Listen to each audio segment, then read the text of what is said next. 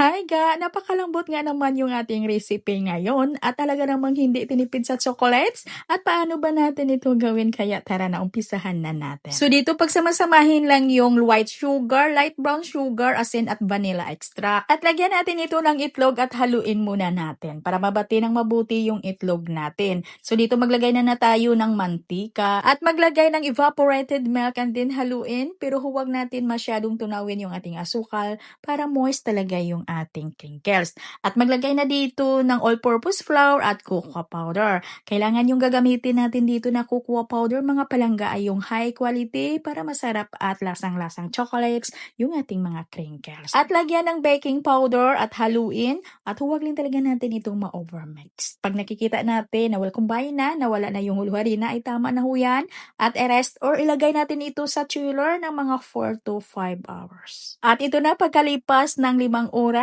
ay pwede na natin itong i-form ng pabilog at gagamit ako dito ng 1 tablespoon measurement spoon para pang panukat natin dito. At gagamit ako or maglagay ako dito ng 2 tablespoon. Medyo malaki ito ga.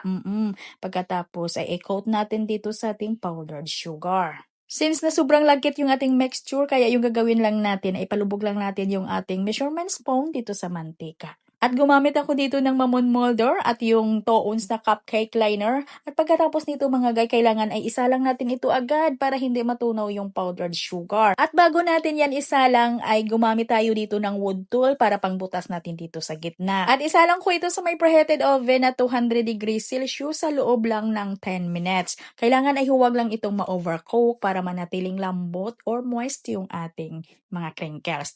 At pagkaahon natin ga na habang ito'y mainit pa, ay butasan natin ulit sa gitna para malaki pa yung butas niya. At para hindi kakapit dito pag tayo ay nagbutas, yung dulo ng wood tool natin ay isawsaw natin yan sa powdered sugar. At ito na yung ating chocolate ganache or yung chocolate filling dito. Ay meron ako ditong 300 grams ng dark chocolate compound at lagyan ko ito ng half cup na condensed milk and then ipatong ko ito sa kumukulo na tubig. At pag nagumpisa na yung matunaw ay haluin ko yan. At maglagay ako dito ng 2 tablespoon ng margarine para gluey na runny yung ating ganache. At ilipat na sa mga plastic piping bag at ilagay natin dito na sa gitna. Ayan, kita nyo naman ga na napakalambot yan at lalong napakasarap.